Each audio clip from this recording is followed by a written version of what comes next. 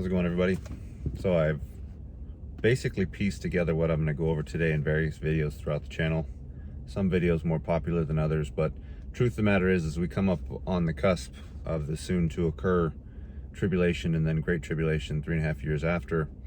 A lot of people question whether or not we're going to be able to know who the Antichrist is. And the truth of the matter is, I believe it's, if you know the Bible well, I believe it's difficult to not be able to know who he is, right? And obviously the great deception that's coming, the great apostasy, the large falling away of believers that occurs in the first half of the tribulation is directly due to the fact that the majority of the pitiful, poor, blind, and naked folk of our modern era of Laodicea, and that's what we're in, they don't know their Bibles. They don't want to know their Bibles. In fact, the majority of them believe once they're saved, always saved, and there's no need to know anything beyond just being saved. They don't need to worry about deception or anything.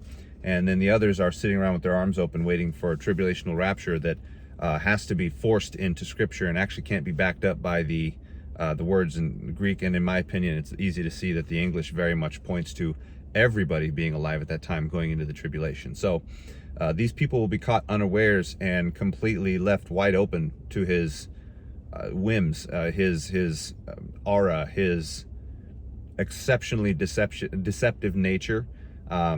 And they will be the ones quickest to fall for his false miracles and empty promises. So I've made up a small list of things that we can kind of piece together, and this isn't exhaustive. There's probably some things I'm missing here, but I think I've hit the big points that the Bible goes over, and I'd like to go over that with you now. I recently did a video about the maternal origin, essentially the family, the familial origin, if you will, of Antichrist. It seemed to be a pretty popular video, and that's relatively speaking. This channel is nothing, but I made it quite clear in that video that he will be from the tribe of Dan. He will be Jewish. Genesis 49, 16, 18, Jacob's prayer. Daniel will be a serpent beside the road, a viper beside the path, who strikes at a horse's heel so that its rider falls off backwards, specifically referring to Christ, but more specifically the body of Christ, believers at that time who are going to fall for his nonsense. This is hearkening back to Satan's seed, by the way, in Genesis 3:13 through 15, who attacks Christ's heel, but Christ eventually will smash his head. So the picture there, the verbiage, especially in the Hebrew, it's exceedingly difficult to not associate the two. But then we see in Deuteronomy 33:22, this is a prophecy from Moses. He says, "And of Dan, he said, Dan is a lion's whelp, he will spring forth out of Bashan." Bashan was the home of the Rephaim. The Rephaim were a race of super tall Canaanites that when the Israelites came into the land, they actually, and I believe this was in Judges, and I can't remember the exact verse, forgive me, but they basically said, the Nephilim live there. How are we going to overcome them? And again, it was another one of their tests that the majority of the people failed because they thought that the Lord was sending them in to basically be slaughtered, even though they were taken care of. The bulls of Bashan symbolized the attacks of Satan against Christ in Psalm 22:12. Bashan also was notably from the north, and as we know from the prophecies about Antiochus, he is called the king of the north for a reason, because even though he won't be directly just located in Greece, Achaia, that area, like the original Antiochus was, the kingdom of the north technically is revived Rome, which is geographically north of Rome. So it all plays in geographically, and the parallels there are very, again, difficult to miss, especially in the original languages. And check out that video if you will. I went into much greater depth than I'm going to go here. I want to just get across to these points. But he will be Jewish, he will be from the tribe of Dan, and there's he's called the Antichrist, which it means two things. It means against Christ and replacement for Christ, which means the Bible, both in the New Testament and the Old, is pointing to the Antichrist being the ultimate wolf in sheep's clothing, pretending to be Christ. And the verbiage that he is a lion's whelp is not insignificant, because in that same prayer of Jacob, Judah is called, a lion as well, and it uses very much the same type of verbiage, showing that Dan is going to basically pretend to be a Judahite and be doing all that he can to increase his image as the Messiah. So it all plays in, it all makes sense. Let the Spirit guide you in that. Please check out that video, it would make more sense. He is from Mystery Babylon. and becomes her king. And I go into very great depth in another video, and I'm going to make sure to put these in the links. But Babylon was always a place. Peter called Rome Babylon. The original Babylon, the king of Babylon, Nebuchadnezzar, in Isaiah and Ezekiel both was seen as a very strong antitype for the Antichrist, once again, because of his anti-Israeli at that time, anti-faith practices in general, because again, he's the one who most goes against Daniel, although Daniel does gain his favor in the book of Daniel, as we see, but he's not a perfect. None of the antitypes for Antichrist throughout the Bible perfectly represent Antichrist, because he is so much over and above all of them in his evil behavior. The Bible takes, Pharaoh, Antiochus, king of Babylon, king of Tyre, all these different kings that represent these ungodly behaviors all come together to paint a picture in the Bible of what Antichrist will be like. And it's no coincidence that Nebuchadnezzar is given so much sway. And also, and I'm talking biblically speaking, Isaiah 14 3 through 20, he's called the king of Babylon, but then again in verse 20, he is said to have killed his own people and destroyed his own land.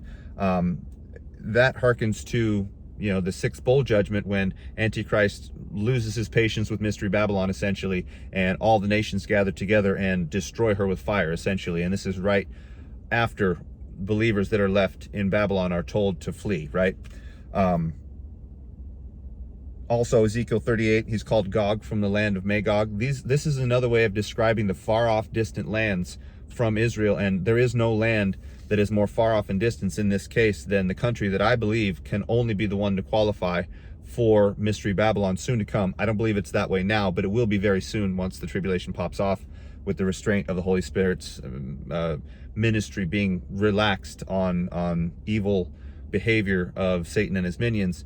The United States is the only one that qualifies. And again, I'll make sure to put that in the notes, and you guys can see that video if you'd like. I go into great depth. I go over all of these verses. I think it's well worth your time, but this is just a synopsis, and we'll get into more. By the way, the way he comes to power is very much like Antiochus, and I'll get into that in just a second here. But point 3 that I have, he is likely young. So Daniel 7:8, little horn. Little in Aramaic also means young. In this particular application, it's hard to miss, and I think it's instructively and intentionally so the exact verbiage used, specifically because, again, just the same way that Christ was an extremely young rabbi for his time and was actually mocked for being too young to actually qualify to be a rabbi, because all the rabbis of his time were much older, at least 20, 30 years, sometimes more older and older. It would stand to reason that the Antichrist will also be young, perhaps even younger than Christ was, so as to further that false version of the Messiah and try to one-up Christ, essentially, is what's going on. Plus, if you guys look around, you've noticed that the youth of today are given far more social credit and social power than they ever should have, and it's part of the reason why our world is falling apart morally, so much so, because kids who have not learned, who have been raised by parents that have not properly taught them, punished them, led them in life, and of course introduced them to the one and only God, they're tearing this place apart. And it totally stands to reason that one of the ways he's going to gain favor is by going through that particular social avenue that's been created and is currently being fostered in the entirety of the West. Let's be honest. Here's the part that we should really be looking out for. He will come out of relative obscurity, right? Daniel 8:9 through 10, Antiochus was not to be in line to be king, right? And of course, we don't know whether or not he's going to be given the kingship, the leadership, essentially, in Babylon, United States, before the tribulation begins or just after. But either way, it stands to reason that however he comes to power is not going to be through the legal method. He will not likely be voted in. He will likely be just given the rings of power. Silly reference there. And people will love him for it. Something is going to happen that is kind of like 9/11. It's going to be such a shock to the system. I'm not saying 9/11 is going to happen again, although it's very possible. Look what's happening in Europe right now with all the takeovers. The rise of the 10 horns in Europe, very much, I'm certain, are coming from a lot of this intentional and contrived quote-unquote immigration problem that they're having, that they created specifically so that those 10 horns can rise and have a reason to do what they're going to do and give their power over to Antichrist eventually. But also, here's a good example. Look at Obama. Like, he was a nobody out of nowhere, and within a matter of a few short years was foisted into, you know, the spotlight, right? He was a city councilman, kind of a nobody. We're coming to find out some of his sordid past. So really, there's nothing he actually did to earn his place other than just be the guy that was chosen to be put up there. I'm not saying that's exactly how Antichrist will rise, but we should be looking for somebody that is essentially, on the face of it, not necessarily coming from a background of being qualified for leadership as if he has gone through the normal ranks. Like, he didn't rise up through politics, if you will. So be on the lookout for that.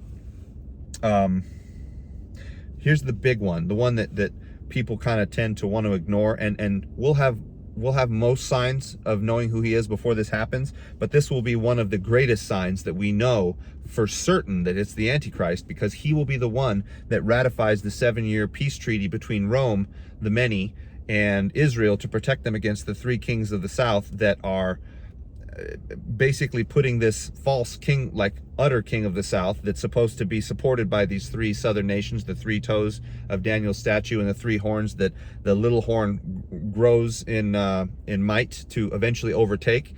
That's all contrived. That's all essentially a big show to give Antichrist an Antichrist, right? So we should be on the lookout for an American who is exceptionally, you know, charismatic, who is Jewish and proud, who comes from essentially relative obscurity, right? Antiochus wasn't completely unknown in his time. People who knew Antiochus the Great, his father, knew that he had sons, but Antiochus was also kind of off gallivanting and thinking up his master plan. If you guys ever look up and read about Antiochus, Epiphanes or Epimanes, depending on how you want to call it, that's a very interesting story. He is the brother of Cleopatra. He killed his own nephew. He killed his own... He had to do with the killing of his brother, the rightful successor of the kingship at the time. So we should be looking out for something along those lines on a massively, again, it's contrived. It's totally made up and forced, and it moved into place like a chess piece, but it will not be inside the normal realm of power succession in the United States, the way that we've had presidencies for the last however many hundreds of years, 200 years, I guess. He will be savior-like. This is another thing that I think the once saved, always saved crowd and the tribulational crowd, they miss all of this stuff because they don't think that they need to know it, right? So when he comes along, he's going to be very politically attractive, right? Like, modern day lukewarm Christianity is very much worldly in a sense that it says things like, well, you know, we have to vote because it's our duty, and we should have hope in the best possible answer, even if it has some negatives. That he's going to be the ultimate example of that, and these people are going to dissociate the obvious amoral or anti-Christian behavior, mindsets, words that he's going to have, because they're going to be clear. He's going to be exceedingly boastful. Remember, the little horn speaks boastfully and eventually is outright blasphemous against the God of heaven, because he's put into such a position that people trust him essentially regardless of what he says. But those of us who know will be able to see him for who he is. And whether or not he starts to speak blasphemously before the tribulation remains to be seen. I'm guessing if we really pay attention, we will see that he is exceedingly friendly to Christians, but exceedingly anti-Christian. There's a couple of people that are out there like that. Ben Shapiro is a great example. Not that he is anti-moral, he is outright moral, but he's also anti-Christ. Let's just be frank. So it is possible. We need to keep an eye out. Pay attention to his words. Revelation 6:2 pictures him on a white horse and he's given a crown. Another sign that his kingship of Babylon, and eventually when he takes over as emperor of Rome, is all contrived. It's all put in place by Satan intentionally to try and fool the world and trick as many Christians into following him as possible. Again, we need to watch out. Of course, extremely proud. Daniel 7:8 and 20, which to me strikes me as perfectly American. Let's be completely honest.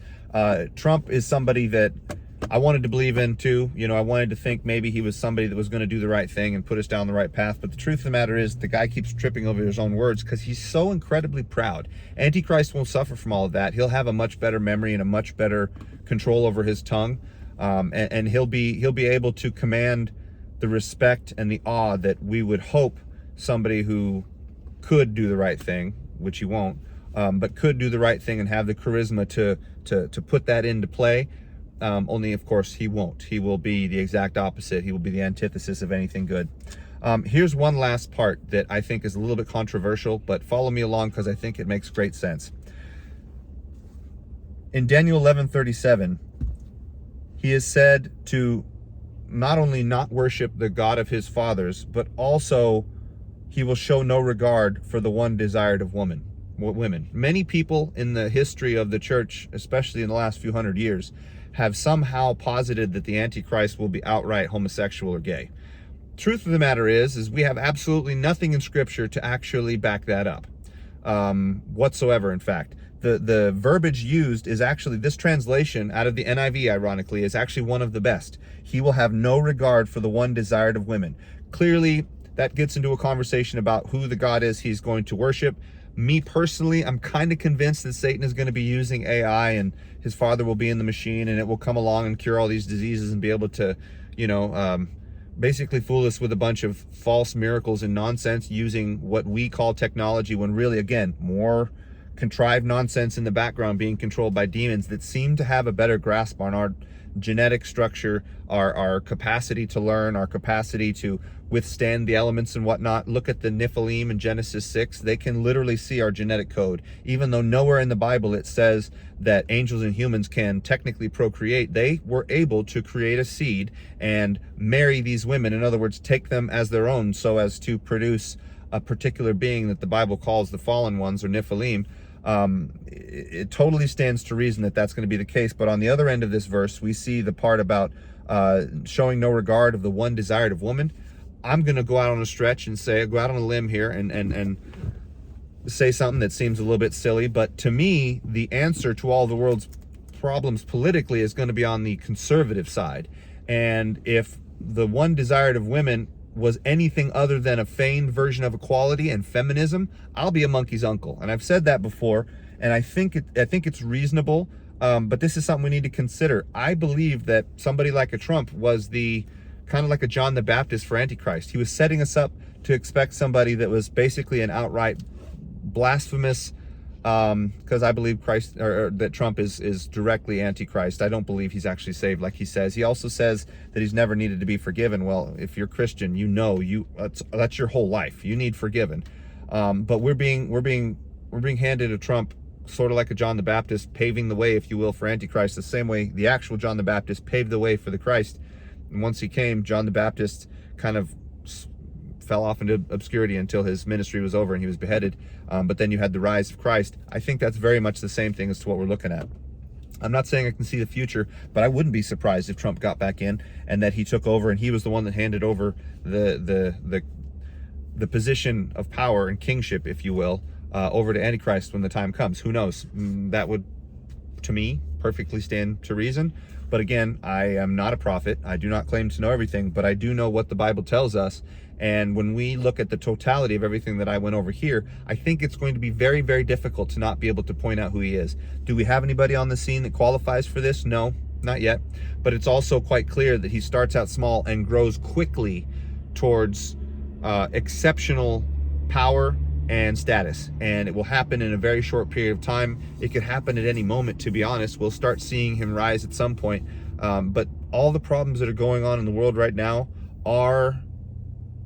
it's the setup. It's like putting up bowling pins for Antichrist to be handed a golden bowling ball that just knocks them all down, and that's the type of conspiracy that Daniel and other verses very clearly point to being the source of Antichrist's ability to do what he's going to do at such a rapid pace.